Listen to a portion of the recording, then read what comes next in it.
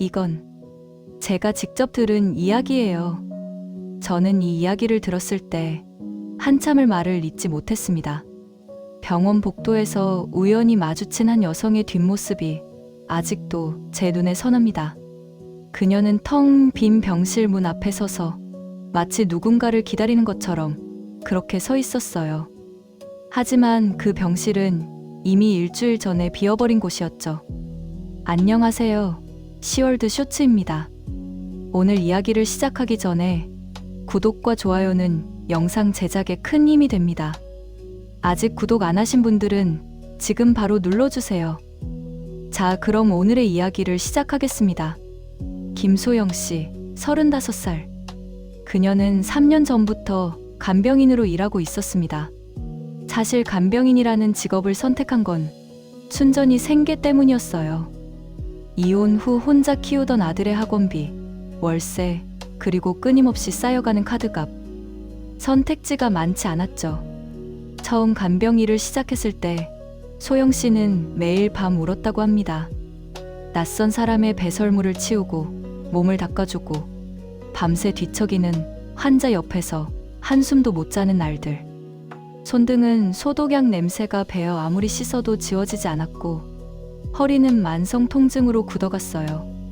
하지만 돈은 필요했습니다. 그래서 소영 씨는 이를 악물고 버텼죠. 한 달, 두 달. 어느덧 1년이 지났고 그녀는 이제 꽤 숙련된 간병인이 되어 있었습니다.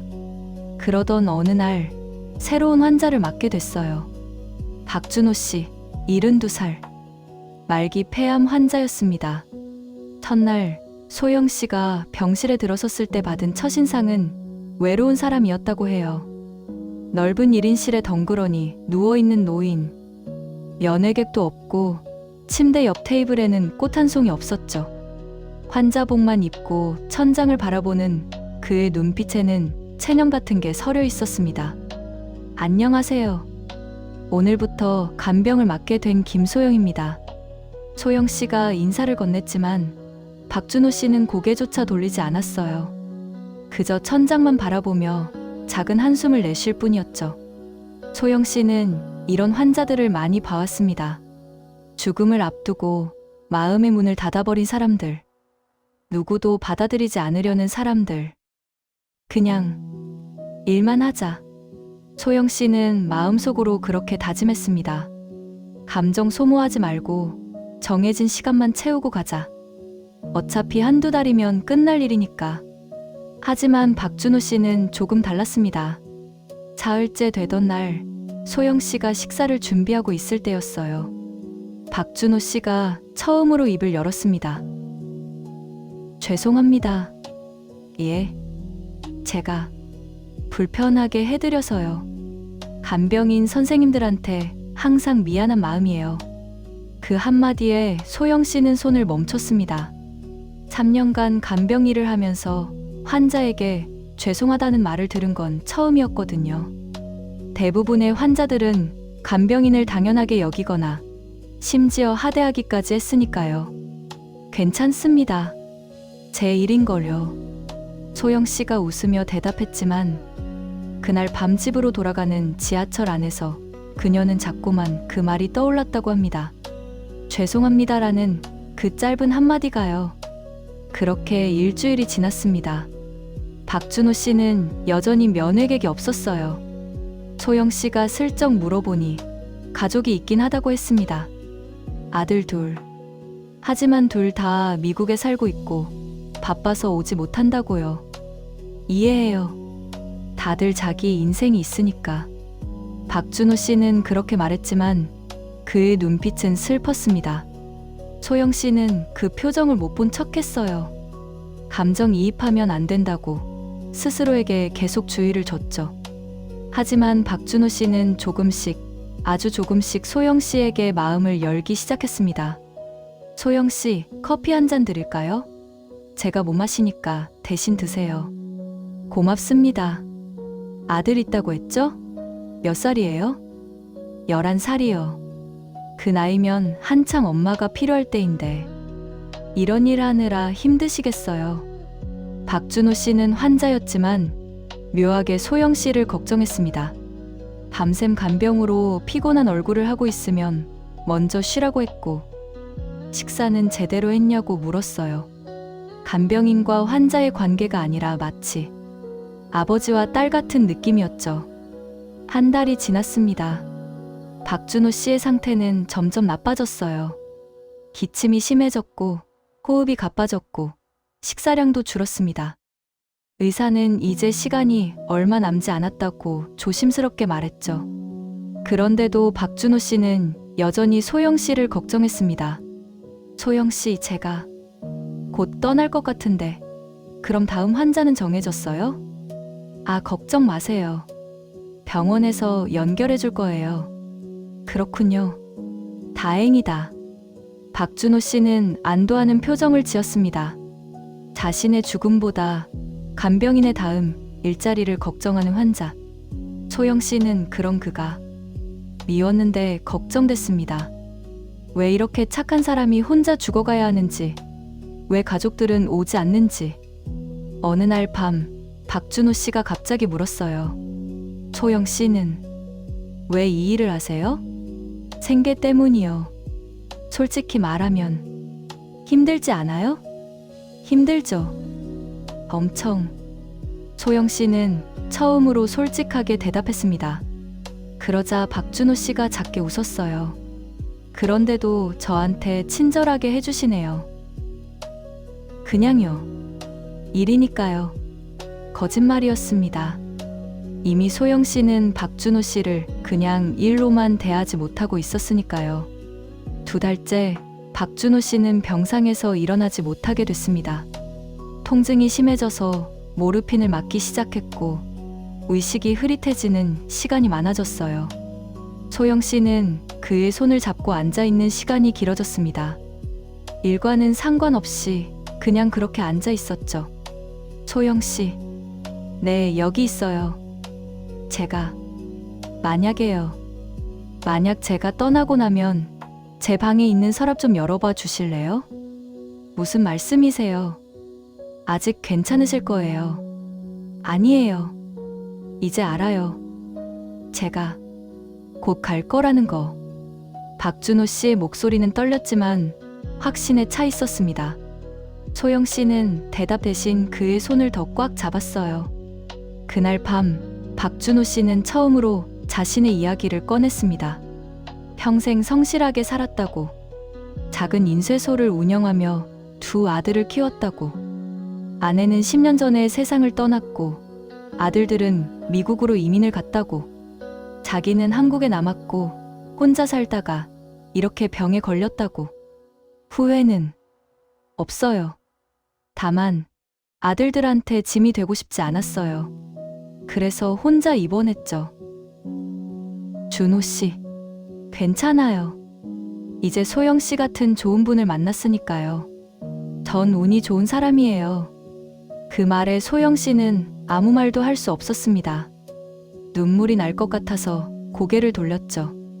3달째 박준호 씨는 대부분의 시간을 잠으로 보냈습니다. 깨어있는 시간은 하루 2~3시간 정도. 그마저도 의식이 또렷하지 않았어요. 의사는 이제 며칠 남지 않았다고 했습니다. 소영 씨는 회사에 개인 사유를 말하고 24시간 박준호 씨 곁에 있었어요. 법적으로 보장된 간병 시간을 훨씬 넘겼지만 그녀는 신경 쓰지 않았습니다. 그냥 곁에 있고 싶었어요. 어느 새벽 박준호 씨가 잠깐 눈을 떴습니다. 소영 씨? 네, 여기 있어요. 고마워요. 정말 고마워요. 그게 마지막 대화였습니다. 다음 날 아침 박준호 씨는 조용히 숨을 거뒀습니다. 소영 씨가 손을 잡고 있는 사이에 마치 잠드는 것처럼 그렇게 떠났어요. 병실은 고요했습니다. 기계음도 멈췄고 창밖에서는 새들이 지저귀고 있었죠. 소영 씨는 한참을 그의 손을 놓지 못했습니다. 장례식은 간소했습니다. 미국에서 아들 하나가 왔지만 바쁘다며 이틀 만에 돌아갔어요. 조문객도 몇 명 없었고 영정사진 앞은 텅 비어 있었습니다. 소영 씨는 3일장 내내 그곳에 있었어요. 누가 시킨 것도 아니고 간병 계약도 이미 끝났지만 그녀는 그냥 그곳을 떠날 수가 없었습니다. 마지막 날 화장터로 가기 전 소영 씨는 박준호 씨의 영정 사진 앞에 섰습니다. 준호 씨, 편히 쉬세요. 그렇게 인사를 하고 돌아서는데 갑자기 박준호 씨가 했던 말이 떠올랐어요. 제 방에 있는 서랍을 열어봐 주세요. 소영 씨는 장례식장을 나와 박준호 씨의 집으로 향했습니다. 아들이 열쇠를 맡겼거든요. 정리 좀 해달라고. 작은 원룸이었어요. 깨끗하게 정돈돼 있었고 햇빛이 잘 드는 곳이었습니다. 책상 위에는 낡은 사진 몇 장과 책들이 놓여 있었죠. 소영 씨는 박준호 씨가 말한 서랍을 열었습니다. 그리고 얼어붙었어요. 서랍 안에는 봉투가 하나 있었습니다. 봉투 겉면에는 이렇게 쓰여 있었죠. 김소영 선생님께. 손이 떨렸습니다. 소영 씨는 천천히 봉투를 열었어요. 안에는 편지 한 장과 통장이 들어 있었습니다. 편지를 펼치는 순간 소영 씨는 그 자리에 주저앉고 말았습니다. 소영 씨에게 이 편지를 읽고 계시다면 저는 이미 떠났겠네요. 처음 만났을 때 소영 씨 눈빛을 봤습니다. 지쳐 있었어요. 아주 많이. 저도 그 눈빛을 알아요. 평생 혼자 버텨온 사람의 눈빛. 석 달 동안 소영 씨는 저를 간병해줬습니다. 하지만 저는 알아요. 그건 단순한 일이 아니었다는 걸. 소영 씨는 진심으로 저를 걱정해줬고 곁에 있어줬어요. 저는 외로웠습니다. 아들들이 떠나고 아내가 세상을 뜨고 혼자 남았을 때 정말 외로웠어요. 하지만 소영 씨를 만나고 그 외로움이 조금 덜해졌습니다. 이 통장에는 제가 평생 모은 돈의 일부가 들어 있어요. 많지는 않지만 아들 학원비 정도는 될 겁니다. 받아주세요. 소영 씨는 받을 자격이 있어요. 그리고 부탁이 하나 있습니다. 제발 당신 자신을 좀 더 아껴주세요. 당신은 좋은 사람이에요. 좋은 엄마고 좋은 간병인이에요. 하지만 무엇보다 소중한 한 사람이에요. 저를 돌봐준 것처럼 당신 자신도 돌봐주세요. 고맙습니다, 소영 씨. 덕분에 외롭지 않게 떠날 수 있었어요. 박준호 올림. 편지를 다 읽은 소영 씨는 한참을 울었습니다. 통장을 확인해 보니 5천만 원이 들어 있었어요. 박준호 씨가 평생 모은 돈. 가족도 아닌 석 달밖에 알지 못한 간병인에게 남긴 돈. 소영 씨는 그 돈을 받을 수 없다고 생각했습니다. 하지만 편지를 다시 읽고 또 읽고 또 읽으며 깨달았어요. 이건 돈이 아니라는 걸. 이건 박준호 씨가 자신에게 남긴 마지막 말이라는 걸. 당신은 소중한 사람이에요 라는 그 한마디를 전하기 위해 남긴 것이라는 걸. 소영 씨는 그날 처음으로 자기 자신에 대해 생각했습니다. 언제부터였을까? 나는 언제부터 나를 그냥 간병인, 그냥 엄마, 그냥 생계 때문에 버티는 사람으로만 생각했을까? 박준호 씨는 마지막 순간까지 소영 씨를 한 명의 소중한 사람으로 대했습니다. 그리고 그걸 증명하기 위해 이 모든 걸 남겼죠. 그런데 그날 이후 이상한 일이 벌어졌습니다. 소영 씨는 다음 간병 환자를 배정받았어요. 하지만 일을 시작할 수가 없었습니다. 매일 아침 소영 씨는 습관처럼 병원으로 향했습니다. 하지만 새로운 환자의 병실이 아니라 박준호 씨가 있던 7층 703호 앞으로 갔어요. 물론 그곳은 이미 다른 환자가 쓰고 있었습니다. 하지만 소영 씨는 문 앞에 서서 한참을 그곳을 바라봤죠. 준호 씨, 잘 지내세요? 말이 안 되는 줄 알았어요. 이미 떠난 사람에게 인사를 건다는 게. 하지만 소영 씨는 자꾸만 그곳으로 발걸음이 향했습니다. 새 환자는 기다리고 있었고 병원에서는 연락이 왔어요. 빨리 출근하라고. 하지만 소영 씨는 도저히 일을 시작할 수가 없었습니다. 왜냐하면 박준호 씨를 보낸 뒤 소영 씨는 깨달았거든요. 자신이 정말로 원하는 게 뭔지를요. 그녀는 돈 때문에 간병 일을 시작했지만 박준호 씨를 만나면서 처음으로 의미를 느꼈습니다. 누군가의 마지막을 함께 한다는 것, 외로운 사람 곁에 있어준다는 것, 그게 얼마나 소중한 일인지, 하지만 동시에 그게 얼마나 아픈 일인지도 알았어요. 환자를 떠나보내는 상실감, 다시는 볼 수 없다는 공허함. 나는 이 일을 계속할 수 있을까? 소영 씨는 매일 병원 복도를 걸으며 자문했습니다. 그리고 매일 703호 앞에 서서 박준호 씨에게 물었어요. 준호 씨라면 뭐라고 하실까요? 한 달이 지났습니다. 소영 씨는 여전히 일을 시작하지 못했어요. 병원 측에서는 더 이상 기다릴 수 없다며 다른 간병인을 배정했죠. 소영 씨는 그냥 집에만 있었습니다. 아들 학교 보내고 빈집에서 멍하니 앉아 있었어요.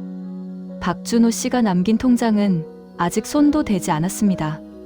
어느 날 아들이 물었어요. 엄마, 요즘 왜 안 나가? 아파? 아니야. 그냥 좀 쉬는 거야. 엄마, 근데 나 궁금한 게 있어. 뭔데? 엄마는 할아버지 간병할 때 행복했어? 소영 씨는 대답을 멈췄습니다. 행복? 그런 생각은 한 번도 해본 적이 없었어요.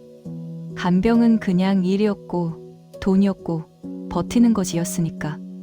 하지만 아들의 질문에 곰곰이 생각해보니 이상했습니다. 박준호 씨와 함께한 석 달.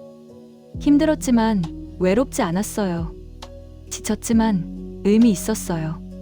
그리고 무엇보다 나를 필요로 하는 사람이 있었다. 그게 행복이었을까요? 다음 날 소영 씨는 다시 병원으로 갔습니다. 하지만 이번에는 703호 앞이 아니라 간호사실로 향했어요. 혹시 간병인 자리 아직 있나요? 간호사는 놀란 표정으로 소영 씨를 봤습니다. 소영 씨? 그동안 어디 계셨어요? 연락도 안 되고. 죄송해요. 제가 정리할 시간이 필요했어요. 정리요? 네. 이제 정리 끝났어요. 소영 씨는 웃었습니다. 한 달 만에 처음으로 제대로 웃은 것 같았어요. 그날 소영 씨는 새로운 환자를 배정받았습니다. 80살 할머니. 치매 환자였어요. 병실에 들어섰을 때 할머니는 창밖을 보고 있었습니다. 소영 씨가 다가가자 할머니가 돌아봤어요. 누구세요? 안녕하세요. 오늘부터 간병을 맡게 된 김소영입니다. 할머니는 잠시 소영 씨를 바라보더니 갑자기 웃었습니다. 아이고, 우리 딸 왔네. 왜 이제 와? 소영 씨는 할머니가 착각하고 있다는 걸 알았어요. 하지만 정정하지 않았습니다. 그냥 할머니의 손을 잡았죠. 늦어서 미안해요. 이제 곁에 있을게요. 할머니는 만족스러운 표情으로 고개를 끄덕였습니다. 그 순간 소영 씨는 느꼈어요. 박준호 씨가 왜 그 편지를 남겼는지, 왜 자신에게 소중한 사람이라고 말했는지. 간병은 단순히 누군가를 돌보는 일이 아니었습니다. 누군가의 마지막을 혹은 힘든 시간을 함께 견디는 일이었어요. 그리고 그 과정에서 간병인 자신도 치유되는 거였죠. 박준호 씨는 소영 씨에게 간병을 받았지만 동시에 소영 씨를 간병해 준 거였어요. 그녀의 상처를, 외로움을, 지친 마음을. 그 후로도 소영 씨는 가끔 703호 앞을 지나갑니다. 더 이상 그곳에 서서 눈물을 흘리진 않아요. 대신 잠깐 멈춰서서 고개를 숙이고 인사를 합니다. 준호 씨, 오늘도 잘 지내고 있어요. 걱정 마세요. 그리고 다시 걸어갑니다. 자신을 기다리는 환자에게로. 박준호 씨가 남긴 5천만 원은 아들의 학자금으로 쓰고 있어요. 하지만 소영 씨에게 정말 중요한 건 돈이 아니었습니다. 그가 남긴 말. 당신은 소중한 사람이에요. 그 한마디가 소영 씨의 인생을 바꿨습니다. 어쩌면 우리는 모두 누군가의 간병인인지도 모릅니다. 상처 입은 사람 곁에 있어주고, 외로운 사람에게 말을 건네고, 힘든 사람의 손을 잡아주는 것. 그리고 그 과정에서 우리도 치유받는 거죠. 박준호 씨는 소영 씨를 간병했고, 소영 씨는 박준호 씨를 간병했습니다.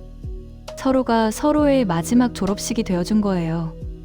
비록 함께한 시간은 짧았지만 그 시간은 평생 남을 겁니다. 소영 씨의 가슴 속에, 그리고 어쩌면 저 하늘 어딘가에 있을 박준호 씨의 마음 속에. 여러분이라면 누군가의 마지막을 함께할 수 있으셨겠습니까? 그리고 그 사람에게 어떤 말을 남기고 싶으신가요? 이 이야기가 마음에 드셨다면 구독과 좋아요 꼭 눌러주세요. 여러분의 응원이 다음 이야기를 만드는 힘이 됩니다. 다음 이야기에서 또 만나요.